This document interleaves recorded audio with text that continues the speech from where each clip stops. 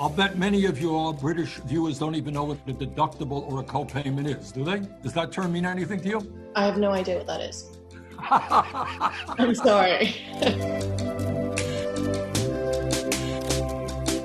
I guess my first question to you is, do you have any advice for first-time voters and who is likely to be on their ballot and how to prepare in advance? Well, I think the first point that I would make to is I want everybody to understand how enormously important this election is. Mm-hmm. And even if you're young and it's the first time that you're voting, you feel a little bit intimidated, get over it, because it is enormously important for the United States and the rest of the world that Donald Trump is not reelected. So even it causes you a little bit of discomfort, mm-hmm. do it. It's too important not to participate. Second of all, the election system here in the United States is a disaster. We have 50 states. Each one of them makes their own rules. And in some states, there are governors who are working overtime trying to suppress the vote, literally trying to make it harder for people to vote. Yeah. And we're working hard on that. And one of the things I would hope that Joe Biden and a Democratic Congress will do is make it clear that if you are 18 years of age in the United States, no matter where you live, you're going to be able to vote without voter suppression or harassment. I feel very deeply about Black Lives Matter and seeing justice for police brutality. If I'm American and I feel strongly about that, is that something that I can vote for or vote on with this ballot? Absolutely. You can vote on it because everybody knows that we have a broken and racist criminal justice system. Mm-hmm. All right. So that means that we have to fundamentally reform how police departments all across this country function. That's number one. Yep. Number two, we have to deal with the reality that in America, we have more people in jail today, disproportionately Black, Latino, and Native American than any other country on earth. We have more people in jail than China does, which is a communist authoritarian country 4 times our size.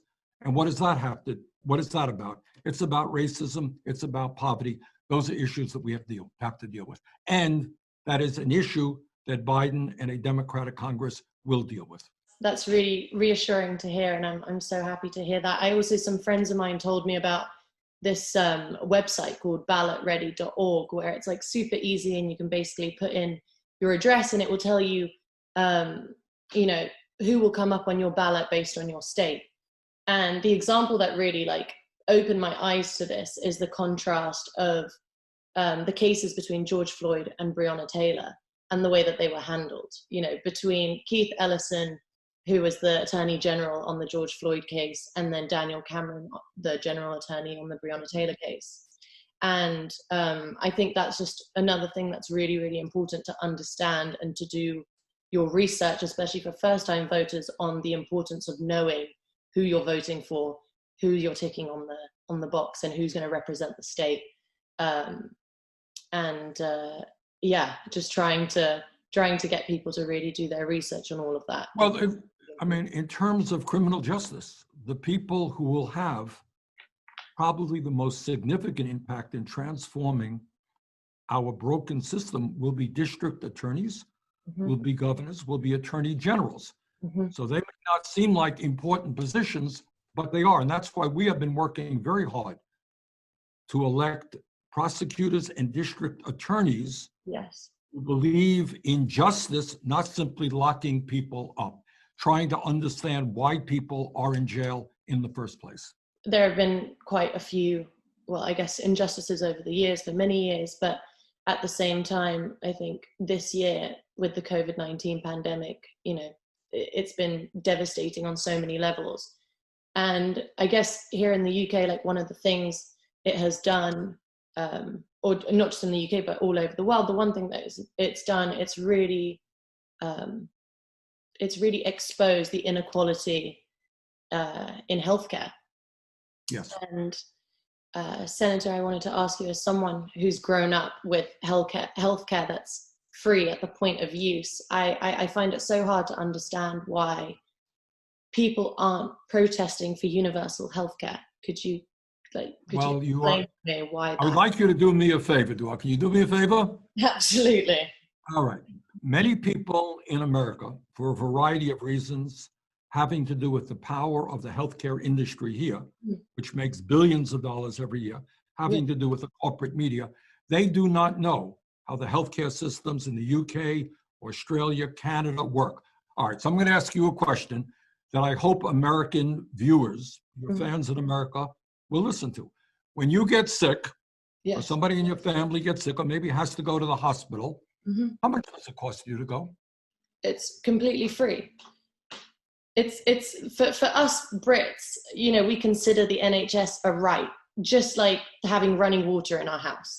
All right, so in other words, Yeah. all right, if God forbid somebody you know ends up with a serious illness and they're in the hospital for a month, how much does it cost when they get out of the hospital? It's completely free. All right, did everybody in the United States hear what you said? All right. Healthcare in the UK has been since the late 1940s considered to be a human right, not a privilege. Yeah. And if you get fired from your job or in the pandemic, you lose your job, do you lose access to healthcare in the UK? No, not at all, which is also one of the things which I think, you know, it's so sad, the fact that during the pandemic people have lost so many jobs, but then it's completely unfathomable the fact that you also lose your healthcare. I couldn't imagine, you know, that being an extra stress on top of everything going on. To your American fans who are watching this, I want you all to hear very carefully what Dua has said. And it's true in the UK, it's true in Canada, it's true virtually throughout Europe, Australia, New Zealand. When people get sick, they go to the doctor they want. When they're in the hospital, they go to the hospital they want. They don't have to pay out of pocket because it is publicly funded. Yes. It's not free, it is publicly funded, often in a progressive way. Yeah. And that is exactly what we are fighting for here in the United States. We call it Medicare for all, similar to what our Canadian neighbors have. You go to any hospital, any doctor you want, it does not cost you a nickel. In this country, 500,000 people a year go bankrupt because of medically related bills. And around the world, you're shaking your head because you can't believe it. It sounds crazy to you, right? No, it's crazy, but also in everything that I've read, you know, about the quality of healthcare in industrialized nations, you know, the UK comes quite close to the top, and then the US is like routinely comes near the bottom. But I know for a fact that there is some excellent healthcare in the US. So why does it come out this way? Well, the reason is that if you have no health insurance in the United States, or you're underinsured, I'll bet many of your British viewers don't even know what a deductible or a copayment is, do they? Does that term mean anything to you? I have no idea what that is. I'm sorry. So, you know, I am laughing because everybody in America knows what that term means. It means that even if you have insurance, the insurance doesn't cover all of your needs. Before your insurance kicks in, you have to, depending on your policy, spend $500 or $5,000 before your insurance gets. So what I would say to your American fans who are watching this, all over the world, folks, they think we're crazy. They don't even understand what's going on here. And our job, as Dua just said, is to demand health care for all, publicly funded. Every other major country has that. That's what we have got to do. So important. I you know, it's hard for me to wrap my head around it.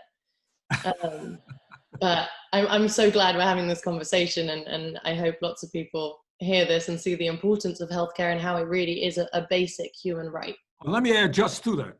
All right. This is going to be even harder for you to believe. All right. Some 60,000 people every year in the United States die because they don't get to a doctor on time, because they don't have any health insurance. They can't afford to get into a doctor's office. So that's how crazy the system is that we're talking about.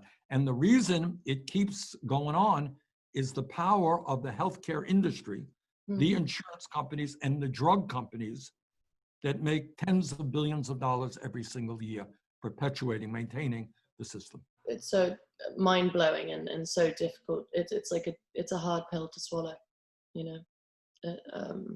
I guess another thing is what I've realized here in the UK is the celebration of like our diverse NHS staff. And, you know, every Thursday we would go out 8 p.m. and we would clap for them. And I think there's also a massive, you know, collective understanding that the strength of the NHS is in the commitment of the people that come from all over the world, you know, from cleaners to doctors. And I guess you and I share a similarity in the sense that you're first generation US and I'm first generation UK. And, you know, we've seen what families that have emigrated into these countries have contributed. And I think it's such a contrast to the narrative, you know, with the Trump administration, which seems to spin the you know, the idea of immigrants and asylum seekers and the dangers of having them in the country. You know, can we expect a kinder policy on immigration and asylum seekers with the Biden administration? You absolutely can. It gives me no pleasure to say this, but Donald Trump is a racist and is a xenophobe, and he plays on the worst fears of the American people. Under a Biden administration and with a Democratic Congress, I hope the Senate becomes Democratic, we're going to have real immigration reform. And starting at the top, we're going to end the demonization of immigrants. All right, let me repeat. You are the daughter of an immigrant from Kosovo. Yep. I am the son of an immigrant from Poland. And immigrants in this country have built this country historically. Yep. And many of us are sick and tired of the demonization of immigrants from Trump. We are going to fight for comprehensive immigration reform, which leads toward a path towards citizenship for the 11 million undocumented. And you know, and I know, that the refugee crisis all over the world is very severe. Yeah. And we have to figure out how to deal with that in a kind and humane way, not demonizing people who are desperate. Yeah, absolutely. Absolutely. I think you're right. Let's do that. Because I couldn't imagine my, you know, my life I think would be so different if my parents hadn't had the opportunity to come to the UK. I don't think my opportunities would have been the same.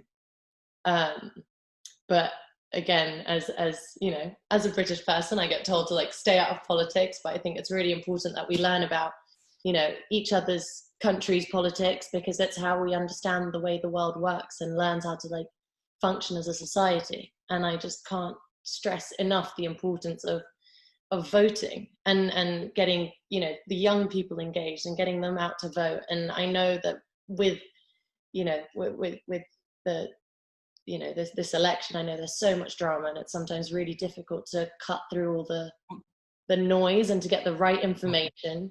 But I guess for my final question, and maybe my most important one, is what's your message to young people who have maybe come of political age in the Trump era and feel a little bit demotivated by politics? What I would say to young people is that you have been handed a rather raw deal. The younger generation has had to go through the terrible recession of the Wall Street crash. And now you're going through the terrible recession of the pandemic. And young people today in the United States are hurting. Many of them are unemployed.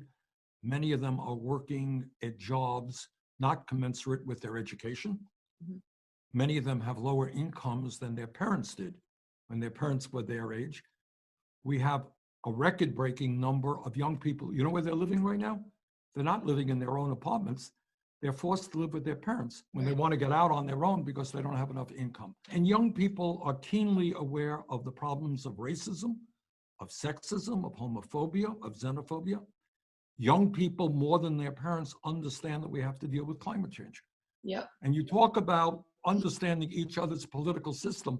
Well, you know what? You're living in one world, and that world is getting smaller. Smaller and smaller. And if there's a pandemic starting in China, it impacts the world. And if there's a recession starting with a Wall Street crash in the United States, it impacts the world. Yeah. All right. And climate change will impact every country on earth. So we better learn about each other's systems. And all of us have got to be prepared to deal with climate change, income and wealth inequality, the refugee crisis that we're facing, huge issues that are out there. So I say to the young people, more than any other group of people. This election is vitally important to you.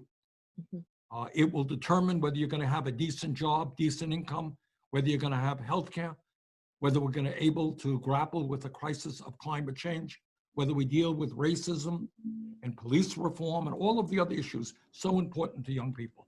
So this is an election you just cannot afford to sit out. You've got to come out and vote, and it may in fact end up being a very close election. Your vote matters. Make sure you cast it. Absolutely. Thank you so, so much, Senator Bernie, for your time, for your amazing answers. I'm sure this is gonna inspire hopefully lots of young people, especially first-time voters, to go out and vote on November 3rd. And for those that want, a bit more information on what's going to come out on their ballot and where they can find out who to vote for and to do their research, because that's incredibly, incredibly important. That website, ballotready.org, is amazing. And yeah, thank you so much for your time. I really, really, really appreciate it. Well, thank you very much for your interest and your help. See you soon. Thank you. Bye. I'll bet many of your British viewers don't even know what a deductible or a copayment is, do they? Does that term mean anything to you? I have no idea what that is. I'm sorry. I'll bet many of your British viewers don't even know what a deductible or a copayment is, do they? Does that term mean anything to you? I have no idea what that is. I'm sorry. I'll bet many of your British viewers don't even know what a deductible or a copayment is, do they? Does that term mean anything to you? I have no idea what that is. I'm sorry.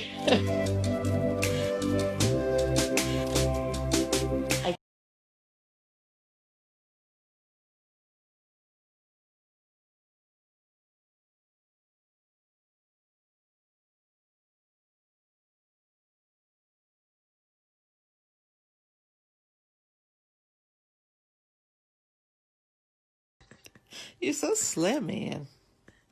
Let me see. Look, it's like Prince, isn't he? Wow. You are slim, aren't you? Oh, very nice.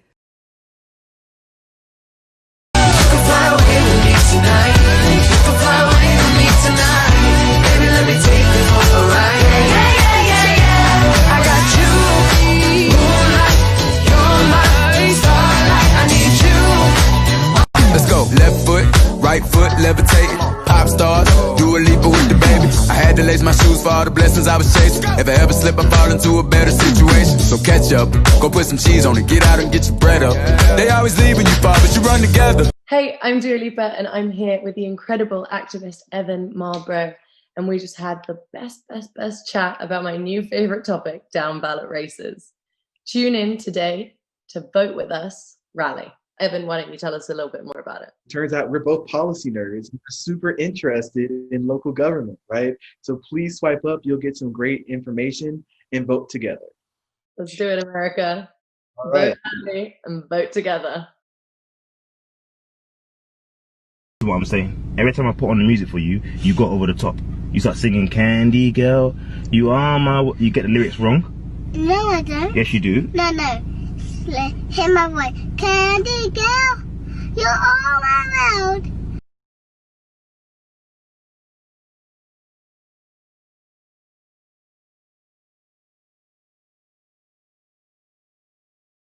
It's 10 days until the election. I'm trying to wrap my head around it a little bit because in the UK, ballot papers are really simple, and in the US, it's a little bit more complicated. How do you approach such an overwhelming array of choices? You got to really research. I think that's one of the biggest things, right? Every candidate on your ballot, whether it be local, state, or federal, they all have specific duties, and then they all play into these larger bodies. But I think the most interesting part about the American government system is they all intersect and have to work together on certain points.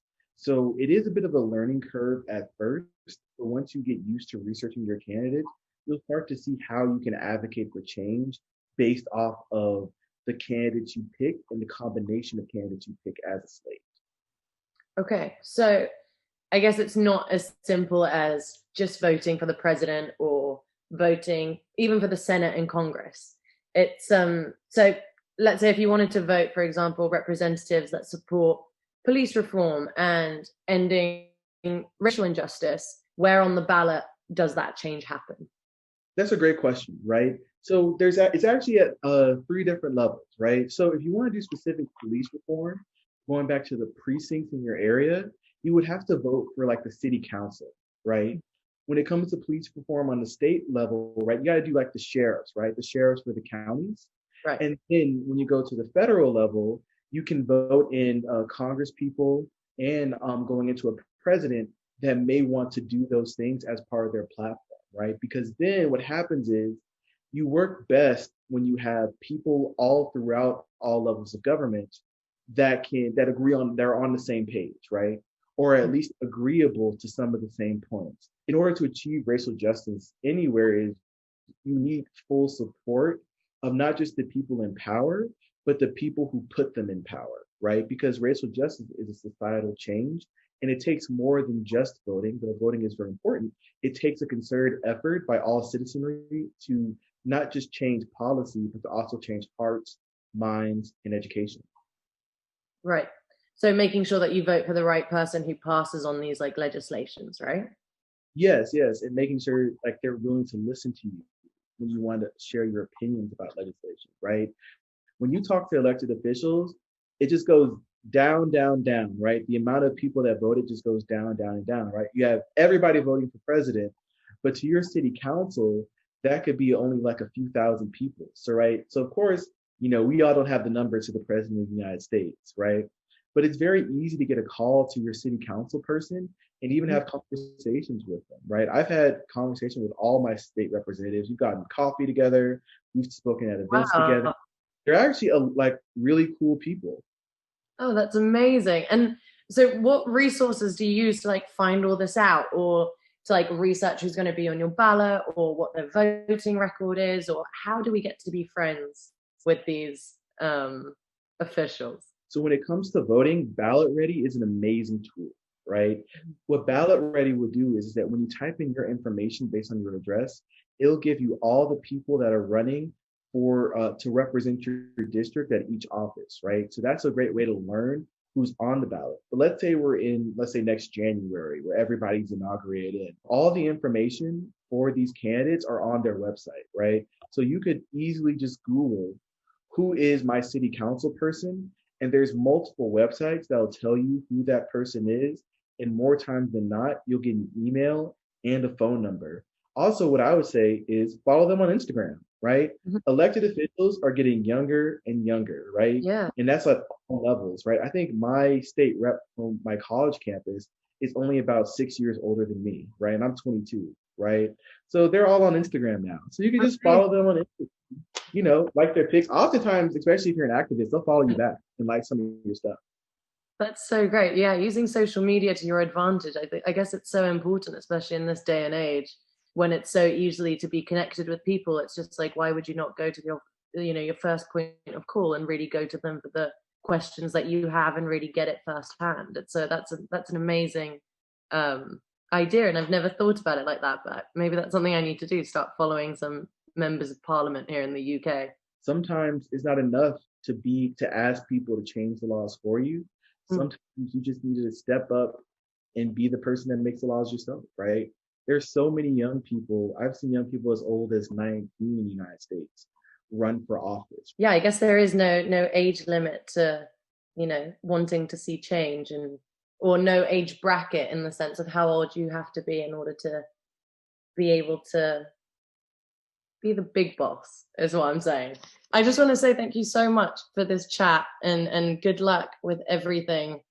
What you do is super inspiring, and I feel so lucky to have had the opportunity to talk with you. And I'm excited for everyone to watch this, and hopefully, we've made it a little bit more insightful and easy for people to understand how easy and how powerful their vote is, and getting out there and doing the down ballot races, because it's not all about the ticking the presidential candidate, but so much more than that. Absolutely. Thank you so much. Of course. Thanks for having me.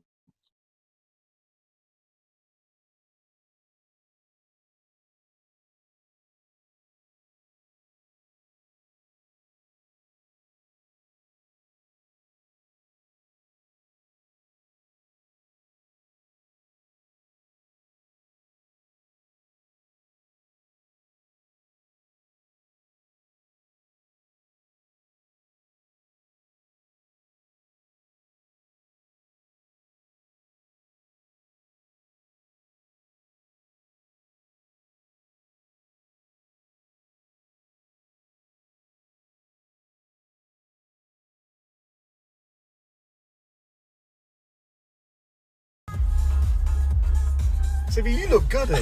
It's just the trouble. I look dreadful. Dying.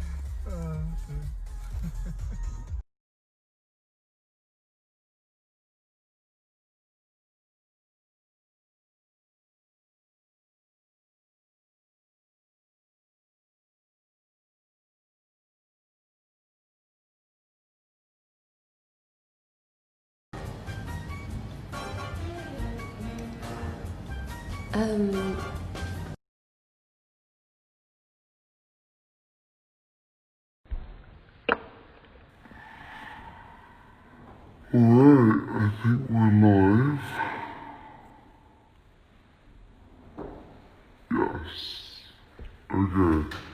Perfect. Ooh, I'm a little nervous, but I'm really excited. I'm so happy to get to do this.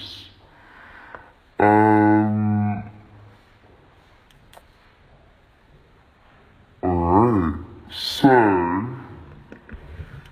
I feel like I don't do these Insta lives very often, and when I do them they either end in me spilling champagne everywhere, crying, there's always some kind of drama, but I feel like this one's gonna end on a really high note, because as I said, I've got a very special guest joining me in a little bit. But before our very special guest joins us, I want to talk a little bit about Studio 2054, which is something that I've been teasing online, that you guys have seen. Maybe you've seen it around London, maybe you've just seen me post about it. But I'm really excited about it because it is a exclusive live performance that I'm doing that I've been working really hard on. Something that I'm nervous even talking about because it's something that I've never done before.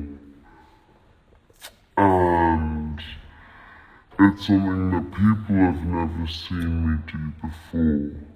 And I'm really looking forward to it. I've been rehearsing a lot, and it's been actually 6 to 7 hours every day that I've been working on this. And basically, I guess I got the idea because of lockdown and everybody's at home, and I feel like we're all longing for a little bit of human connection, that I wanted to bring a performance, but it's not. It's actually in fact nothing like what you would see me do live, because there's no way I'd be able to do this in the sense of doing it on stage. We're doing this in a massive warehouse. We're gonna bring custom sets. It's gonna go from like, it ecstatic raves to surreal TV shows to roller discos. It's a full thing that we've really been working really hard on. And we're gonna give you choreography, we're gonna give you outfit changes, we're gonna give you guest performances, we're gonna give you guest appearances. It's really gonna be a blast. It's a real multi-dimensional live show. And yeah, I'm really excited. It's something, you know, for me it's really unique to be able to have a whole month to just rehearse non-stop. I've been dancing my ass off. So, for those of you that wanna come and see me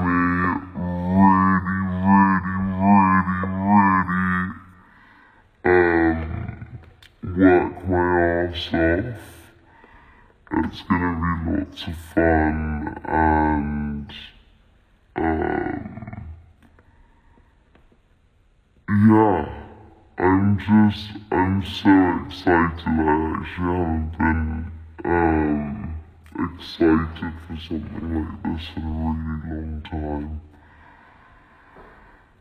And yeah, I'm also, alongside that, I'm performing songs that I've never performed before. So you're gonna get to hear me do Future Nostalgia, which I'm just over the moon about. I feel like that was the one thing that made me really sad, was the fact that I didn't get to tour this album right now, or be on the road. I would literally be on the road right now if it wasn't for the pandemic. So it's really exciting to get to prepare for that, and almost, you know, I feel like I'm getting tour ready for this one show. And it's gonna be quite the spectacle.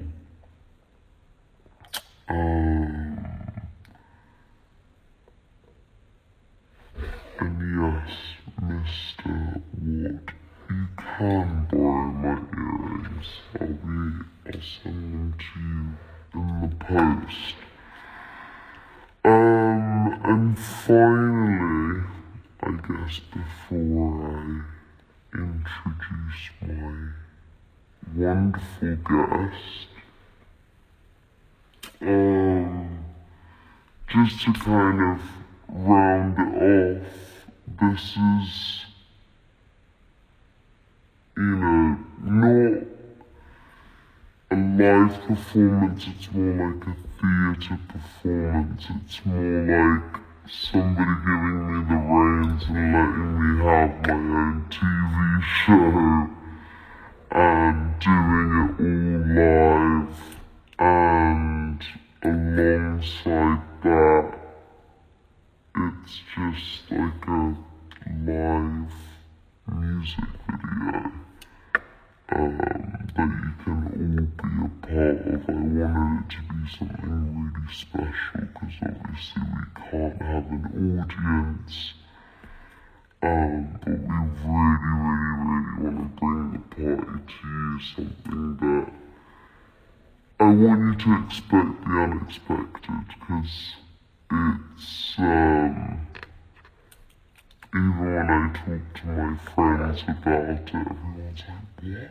What are you talking about? Like, is that really what's gonna happen? And I'm just, I'm excited to see what you guys think.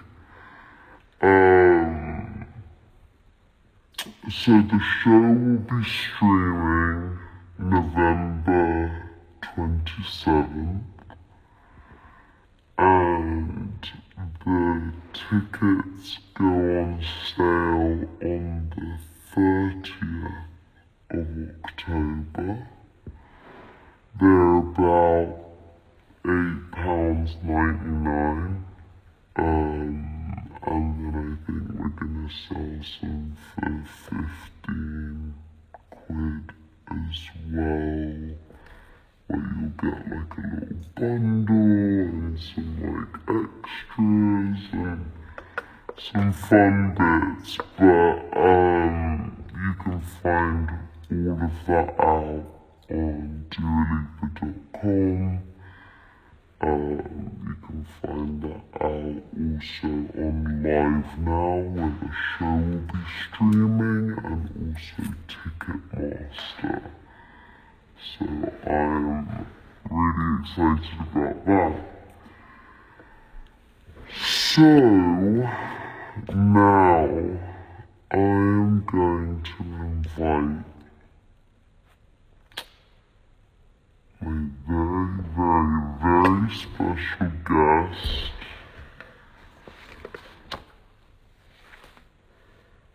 a man who needs no introduction, a legend, an icon,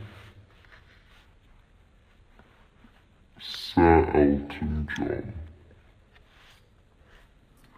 Now, I'm gonna wait and see once the request comes through, and then we're gonna talk a little bit about Studio 54 and his experience, and he just put a book out called Me, and I'm very excited to get to have this conversation with him, with you all, which I'm really nervous about.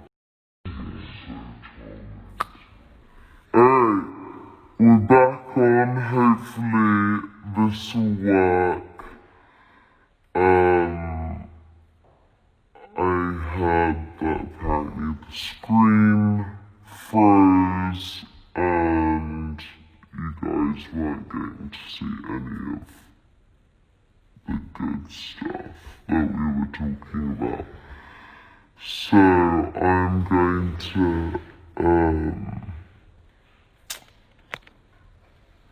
invite Elton John to join me again, and let's do this.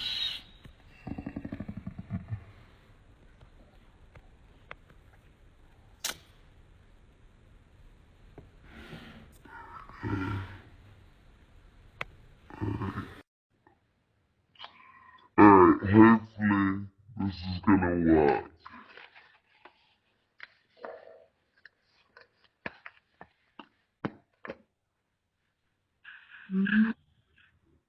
Okay, I think we're back. Okay, perfect, thank you. So, I'll ask the question one more time. So, seen from photos that, in Studio 54 you've hung out with share with Diana Ross, with Andy Warhol. But what I really want to know is who was the most fun and who was the most naughty? Ooh, Liza Minnelli was fun, always is.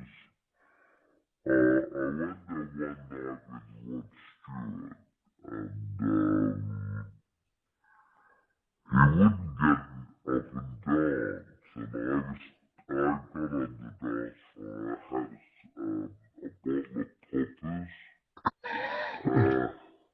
come on and dance. How could you not dance? So we got on the dance, and I shoved the bottle up his nose, and he was on the dance floor for an hour and a half. Well, give me some more of those. Give me some more of those, dear. Give me some more of those. So we had so much fun.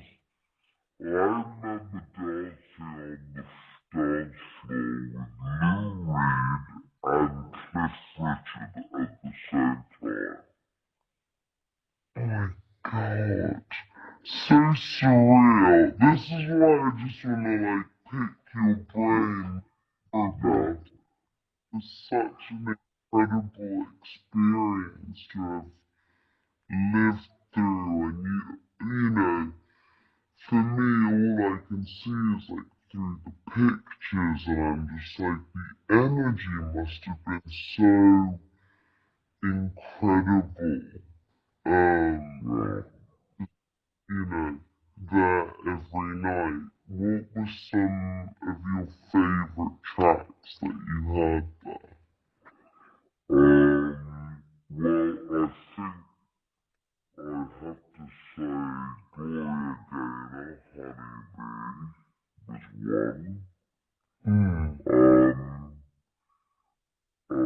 Odyssey, Native New Yorker, because it was a New York club, so everyone went crazy when that came on. Thelma Houston, Don't Leave Me This Way. Sylvester, Mighty Real. That was an Edwin Stoll contact. There were so many I could, but those five stick in my mind because I remember them very well, and it was the start of disco, and as I say, the disc jockey was amazing. The lighting, a club with lighting was the first kind of club with lighting, and yeah, it was like theatre, right? Yeah, and then there used to be a half moon that came down with someone sitting on it with a giant Coke spoon, halfway through the evening. So you can imagine it was a scene of debauchery and fun. I mean, as I said before, I used to stick around till about 6:30 because I wanted to pick up a busboy if they would be willing. But by the time that happened, they were too wasted, I was too wasted, so it was a disaster. Never try and pick up a barman or a bowman because you have to stay there the whole night. So that's my naughty bits out the way. Although there was a downstairs area with a lot. All the secrets. This is the goss I really want to hear. There's the downstairs area. Downstairs had a lot of pinball machines with lines and lines and lines of Coke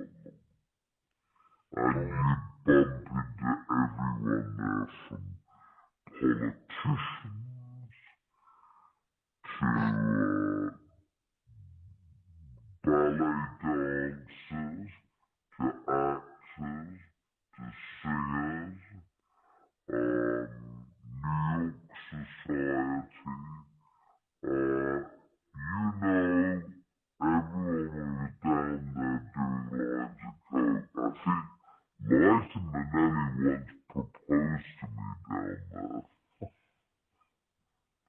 No way. Yes, my God. Being married. This is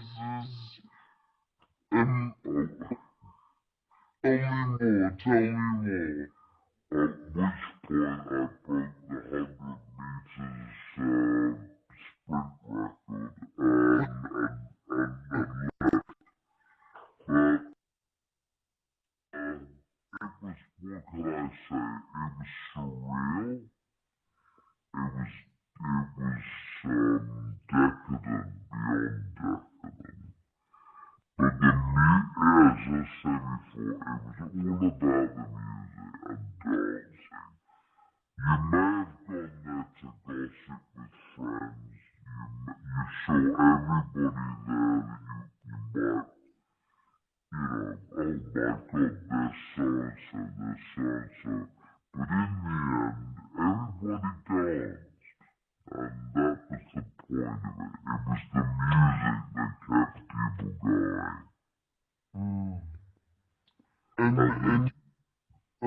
Did Studio 54 influence your music?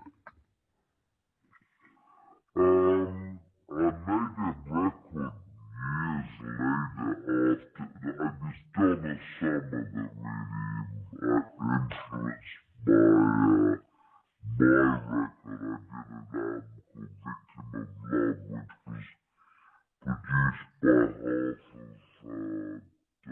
Summer's writing team, Georgia Moroder and Pete Bellotti. But I love disco music, and I think dance music's always been much maligned, especially in Rock and Roll Hall of Fame. It took Donna Summer years to get in. I mean, she had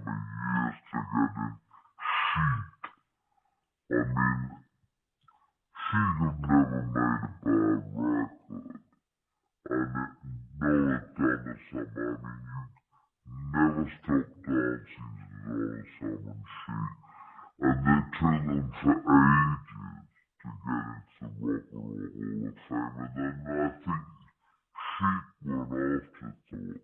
I think it's disgraceful because dance music to me, when I get up in the morning, I have my breakfast, I go upstairs and have a shower, I immediately put on dance music. Your record, or an old record, or new music, and it's this thing that gets me going, and I love it. Yeah. It is really fun. I actually know, because you mentioned Chic, I do know a funny fact about them, because Le Freak was actually written because they got rejected from entering Studio 54, even though Grace Jones had invited them. Yeah. And it was actually originally called Fuck Off. Yeah.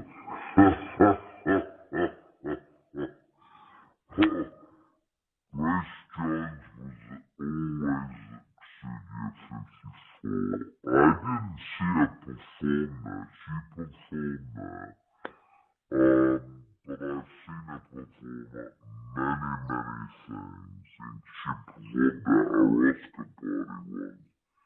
And she's one of the great characters of life. And of course, a lot of her records were played at Studio 54 as well. They were great records. Think Blondie, Heart of Glass, stuff like that.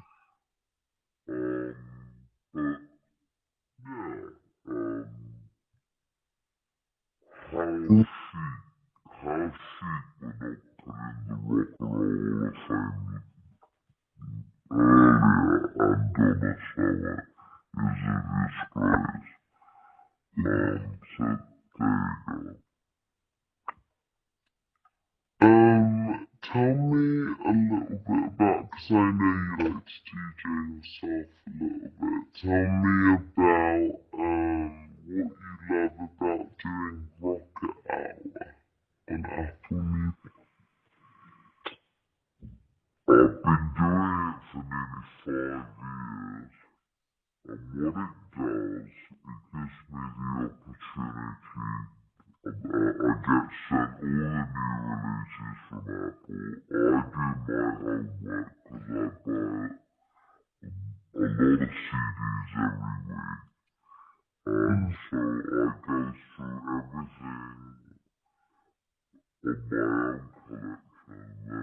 everything on my own collection, and then I'll go through the Apple list. And it gives me the chance to give some exposure to brand new artists. I mean, I remember I played Colleen for the first time, Billie Eilish, people like that, and I interviewed them on my show, so it's a way of someone like me who basically is still a fan, as you can see, to be able to play new music by new artists gives me so much pleasure, and then I get to know them and I get to speak to them. There's a girl called Rina Sawayama, do you know her? Yeah. Sawayama. Yeah. So it gives me a chance to amazing get access to new music, and get in contact with new artists and play, and I could play so much stuff. I've done shows for nearly 5 years every week and not missed any, and I just love it. I know all the old music, and the music I'm talking about tonight from the Studio 54 is all in my mind. But when you hear something new and inspirational and something that you haven't heard before, that's what really empowers me. And I just think it keeps me interested, it keeps me motivated. And when you hear a track and you haven't heard anything, it's fantastic. You think, God, isn't that great? And you think, maybe I could do something like that. It's just that thing that music gives you that kind of buzz. And I've never lost that throughout my whole life. So that's why I love doing the show. I love that. I think that's amazing. That's something that, I also read that when you first started your AIDS foundation, you also sold your massive record collection. Yeah, I did. I sold all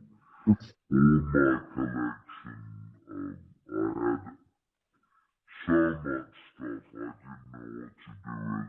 So the first thing that we raised money for was $250,000.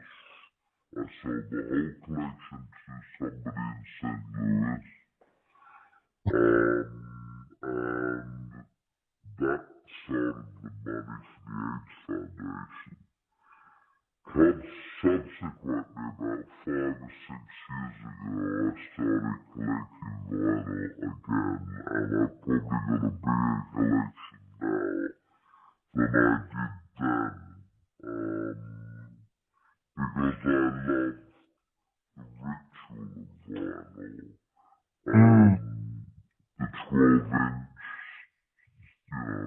the dance tracks.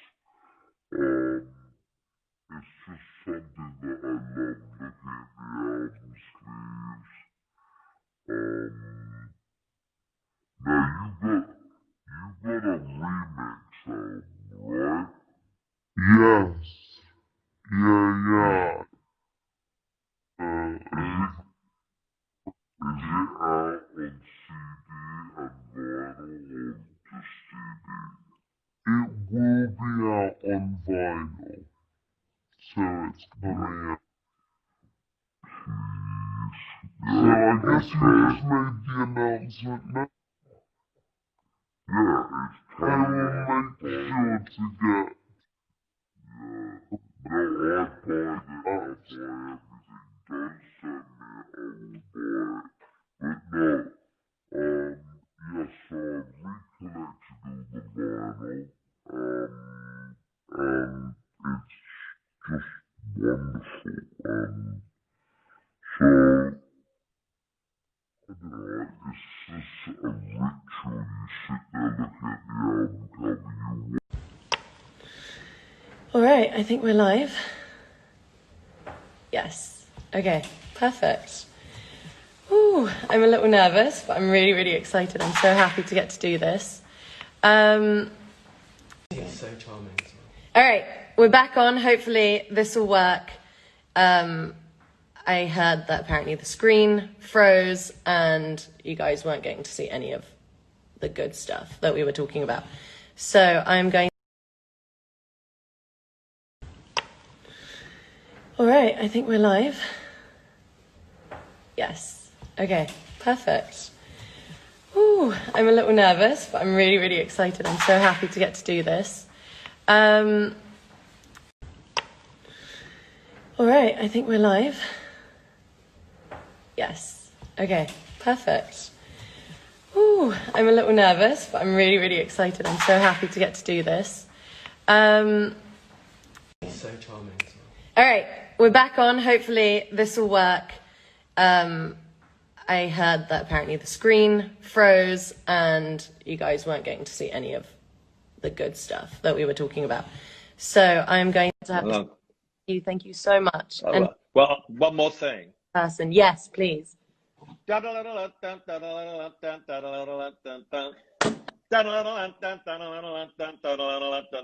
all we sing in this household. Thank you so much. And well, one more thing. person, yes, please. That's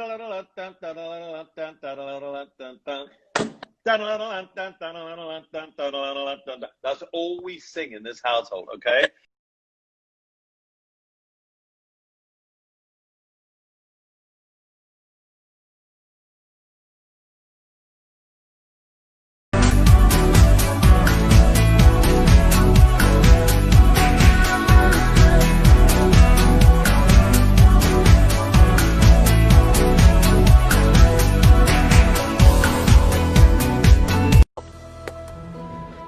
You guys are in a crisis.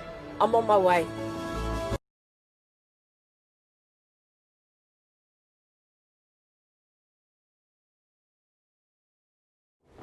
I need you all night.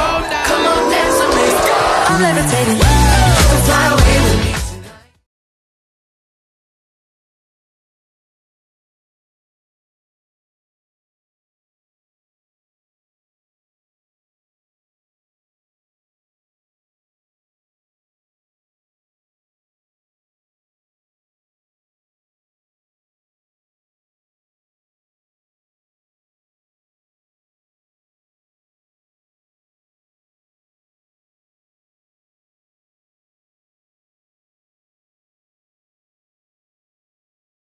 I've got a fever, so can you check? Hand on my forehead, kiss my neck, and when you touch me, baby, I turn red. I've got a... The last thing I want to ask you, you know, in the years since you've become sort of more of a national figure with your presidential campaigns, I think one of the things that people maybe would have expected least is how you've become close with, friends with Dua Lipa.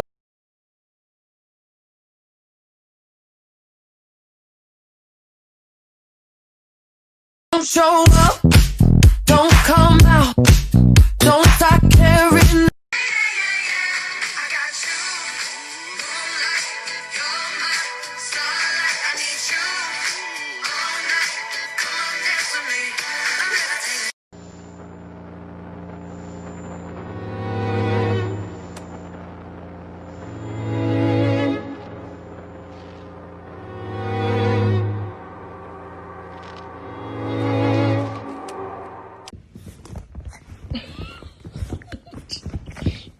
Doing?